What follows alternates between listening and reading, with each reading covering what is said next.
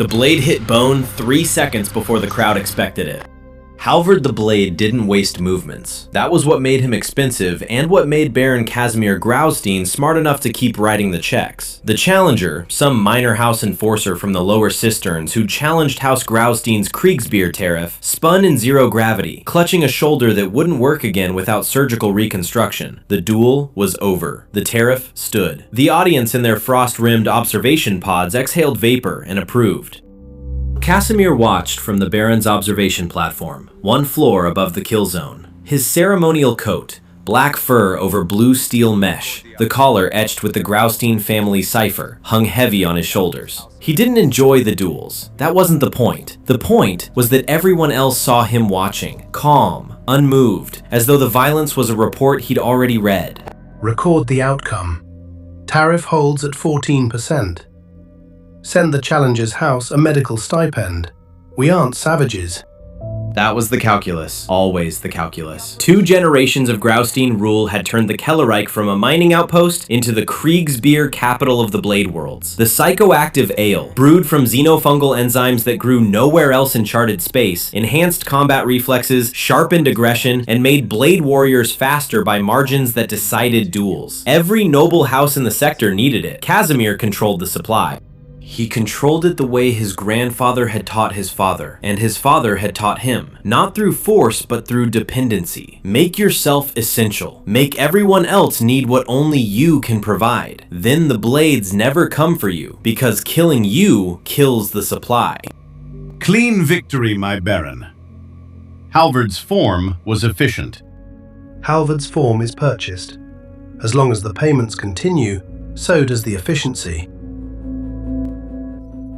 Jenka smiled. She always smiled at precisely the right moment, with precisely the right warmth. 15 years of service. 15 years of loyalty that Kasimir had never questioned. Because questioning Jenka meant questioning his own judgment in elevating her, and Kasimir's judgment was the foundation of every decision he'd ever made. The intelligence briefing reached his war room that evening. Encrypted, sourced from a deep cover operative in the lower cisterns, verified through 3 independent channels. It detailed a conspiracy, names, dates, weapons caches, communication intercepts. A coup being organized from within his own blade guard, timed for the Festival of the Frost, 6 weeks away. At the center of the conspiracy, Margravine Jenka Vranova.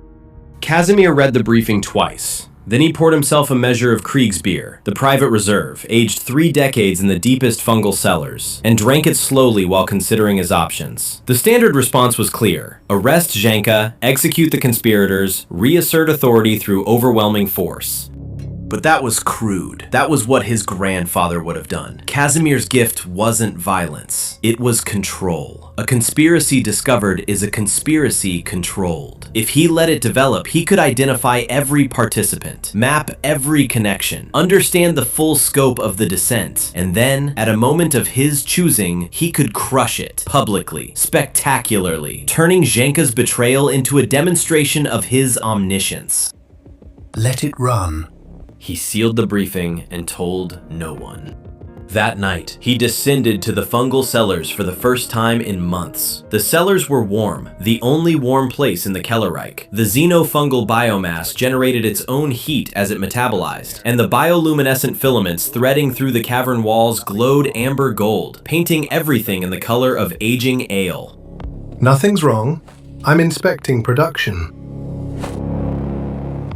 They'd grown up together, the Baron's son and the brewer's boy, playing in these same cellars before inheritance and indenture separated them into the people the Kellerreich needed them to be. Tomish was the only person in the Kellerreich who still called him Kasimir without the title, and that familiarity was the last warm thing in the Baron's life. Kasimir didn't tell him about Jenka. Trust was a resource, and resources weren't spent without return. That decision, to calculate even this friendship in terms of advantage, barely registered as it happened. The cold logic felt natural. It felt like competence. In the ceremony hall above, Jenka returned to her quarters and smiled at precisely no one. The same smile, the same warmth, practiced to perfection. And across the hall, Baron Kasimir Graustein smiled back at a memory of the smile, already planning 6 moves ahead in a game where every piece was a person and every person was expendable. Neither of them noticed the Kellergeist. In the cellar walls, the xenofungal filaments pulsed in a pattern that wasn't amber and wasn't red, but something between, the color of a symbiont that had been monitoring the emotional chemistry of its human partners for 1,000 years and recognized with chemical certainty the taste of approaching ruin. Jenka moved the timeline up by 3 weeks. Kasimir found out 6 hours after it happened. The kriegsbier shipment bound for houses Molnar and Sevek, Kasimir's 2 most reliable allies, had been contaminated. Not enough to kill, enough to destabilize. The xenofungal enzyme balance had been shifted by 11%, enough to turn the psychoactive enhancement into psychoactive impairment. Warriors who drank it wouldn't get faster. They'd get paranoid, anxious, prone to hallucination during combat. A Blade World house without reliable kriegsbier was a house that couldn't defend itself, and a house that couldn't defend itself was a house that needed new allies. How did she access the cellars? The brewing rotation is controlled by Tomasz. Nobody adjusts enzyme ratios without his approval. The contamination wasn't introduced at the brewing stage, my baron. It was added during transit. The sealed barrels were accessed after leaving the cellars.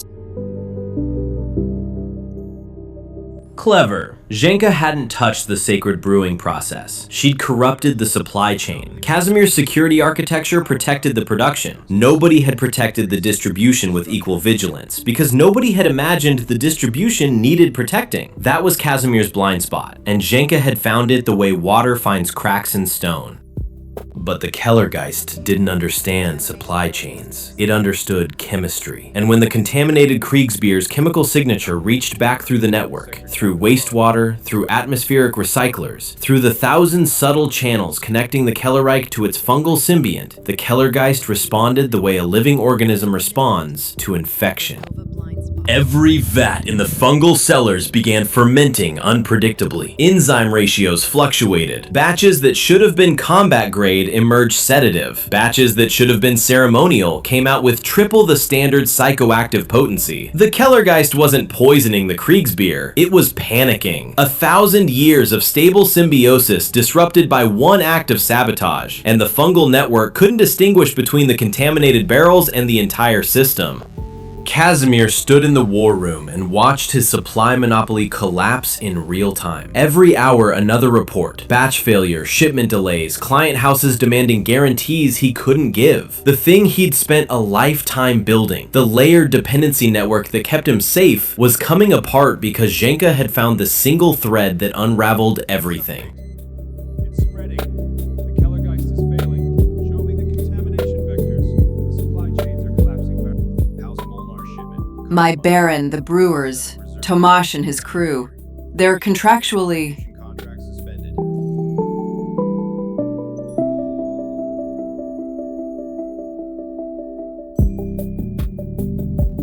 Kasimir descended to the cellars personally. The warmth that had always felt like comfort now felt like a trap, enclosed, pressing, the amber light too close. Tomasz stood in front of the master vat with the stubborn immobility of a man who understood that his expertise was the only thing between him and irrelevance. The Kellergeist responds to chemistry. We'll stabilize the chemistry. Kasimir heard the argument. He processed it, and he calculated that the risk of losing control of the cellars was greater than the risk of the Kellergeist's displeasure, because displeasure could be managed with chemistry, and control could only be managed with power. That calculation was the moment he became his grandfather. He just didn't know it yet. You'll continue brewing under military supervision. Your indenture contract is extended indefinitely.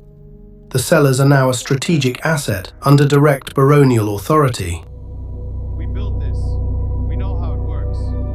You don't have the authority to... The Kellergeist's response took 9 hours. Subtle at first, the bioluminescent veins in the cellar walls dimming from amber to a dull orange, like embers losing their heat. Then less subtle. The fermentation vats dropped 2 degrees in temperature, then 4. The xenofungal metabolism was slowing, not dying, but withdrawing, pulling its warmth inward, away from the humans who had replaced partnership with occupation. Kasimir ordered thermal augmenters installed. Mechanical heat pumped into the cellars to replace the biological warmth the Kellergeist was withholding. It worked, technically. The vat stabilized at the correct temperature. But the kriegsbier that came out tasted different, flatter, The psychoactive edge dulled. Because the Kellergeist wasn't just providing heat, it was providing intention. 1,000 years of cooperative evolution had woven the fungal network's biological purpose into every enzyme, every chemical cascade, every molecular interaction in the brewing process. Mechanical heat couldn't replicate that, any more than a recording could replicate a conversation. Throughout the Kellerreich, the walls changed color. Every bioluminescent vein, every ambient glow, every warm amber light that had defined the moon's interior for a millennium shifted toward red. Not crimson, not alarm, something worse. The deep, patient red of an organism that had been betrayed by the species it had sustained for 40 generations and was considering, with the vast, slow patience of a hive mind, what to do about it. In the war room, Kasimir poured himself another measure of kriegsbier and found it tasted like ashes and calculation. Zdenka Vranova stood in the dueling coliseum at dawn cycle and told 300 witnesses exactly what Baron Kasimir Graustein had done.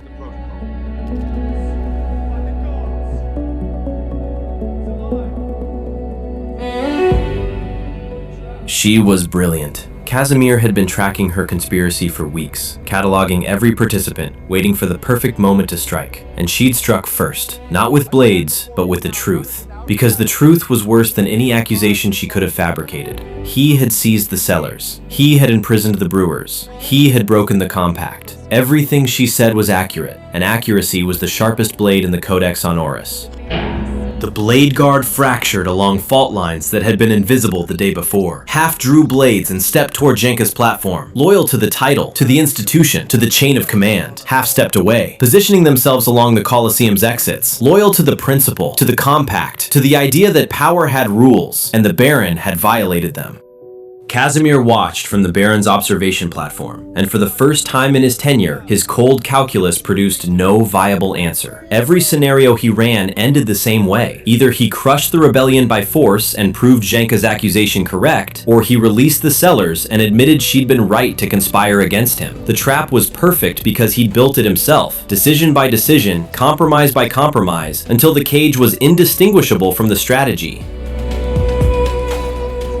The geothermal vents on the Kellerreich's eastern perimeter sealed at 0900. Not mechanical failure, biological. The Kellergeist's fungal filaments, which had threaded through the vent housings for centuries, providing biological temperature regulation, contracted, pulled inward, like fingers curling into a fist.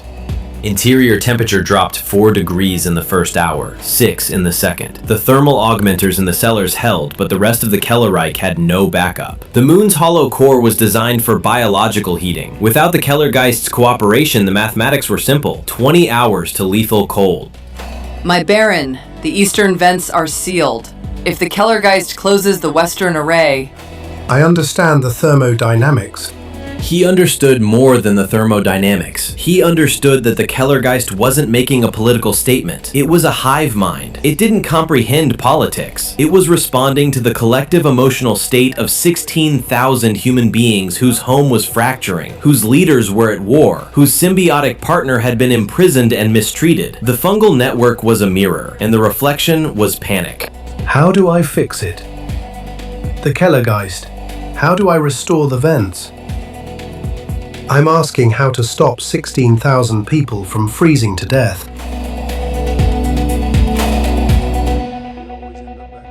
Tomasz hadn't raised his voice. He sat against the vat that his father had tended, and his father's mother before that, and he spoke with the quiet authority of someone who understood a relationship that Kasimir had spent his entire life treating as a resource. Kasimir stood in the cooling cellars, surrounded by soldiers who protected nothing and controlled nothing, and felt, for the first time since reading the intelligence briefing, something other than calculation. Not guilt, not yet. Something worse. The recognition that his grandfather's face had been staring back at him from every decision he'd made for the past 6 weeks, and he hadn't noticed because the mask fit perfectly. He removed the coat slowly. The weight of it, actual weight, fur and mesh and the cipher etched into the collar, surprised him. He'd worn it so long he'd forgotten it was heavy. He laid it on the table and stood in the cold in his underlayer, and the chill hit his shoulder blades like an honest sentence.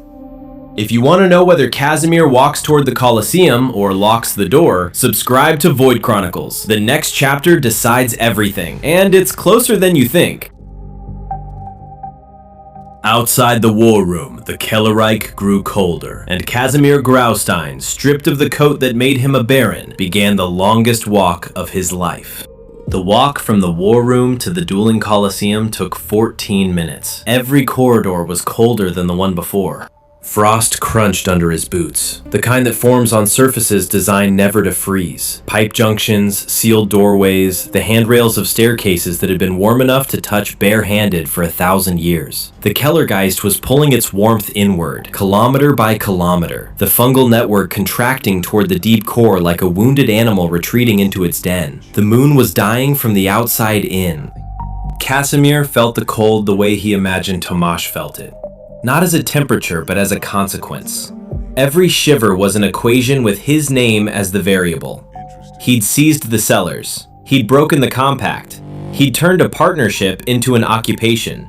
And the Kellergeist, with the impartial chemistry of a hive mind that didn't understand grudges but understood biology, was simply withdrawing from an organism that had become hostile.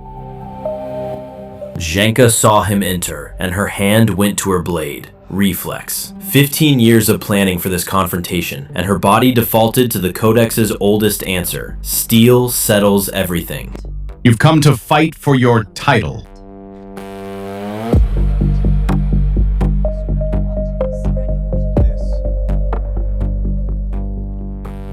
The word hit the Colosseum like a blade dropped on stone.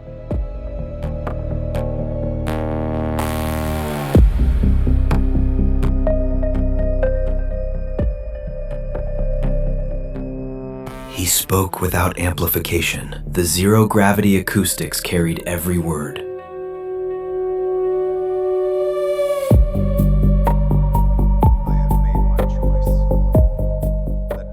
Janka's blade hand didn't lower. She'd prepared for every response except this one. Victory by forfeit wasn't victory. It was a gift from the opponent, and gifts in the blade worlds always carried conditions. And what conditions does your surrender carry?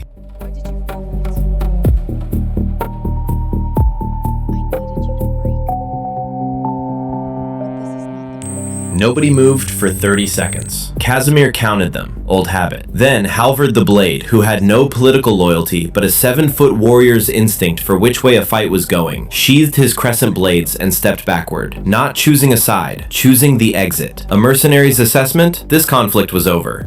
Janka lowered her blade, not because she accepted the surrender, because the face looking back at her from the arena floor wasn't the face of a political rival. It was the face of a man who'd looked at his own reflection and seen his grandfather looking back, and chosen, at the last possible moment, to stop becoming him.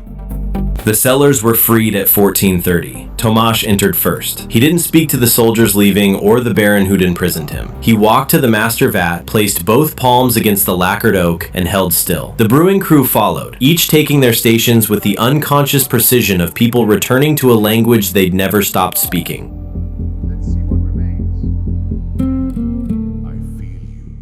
The Kellergeist responded in chemistry, which was the only language it had ever spoken. Slowly, glacially by human standards, rapidly by fungal ones, the bioluminescent filaments in the cellar walls shifted, from rust, through orange, through amber, back to the warm gold that 16,000 people had lived their entire lives bathed in and only noticed when it disappeared.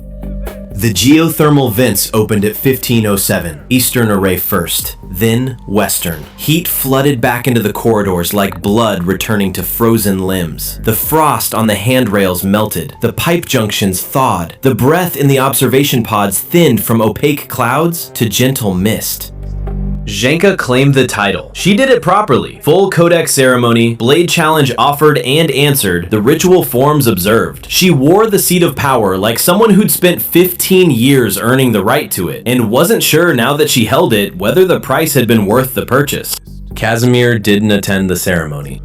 I built a dependency network spanning 11 noble houses, and I can't pack fungal substrate.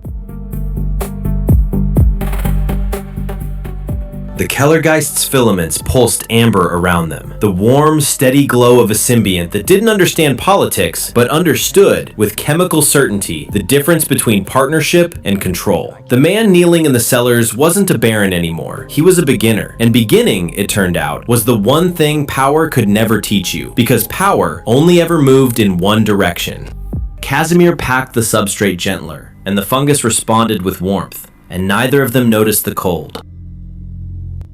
The Kellerreich breathed, the amber light held, and in the deep core of Bravara, the Kellergeist hummed. Not a word, not a thought, just the patient chemistry of a partnership restored.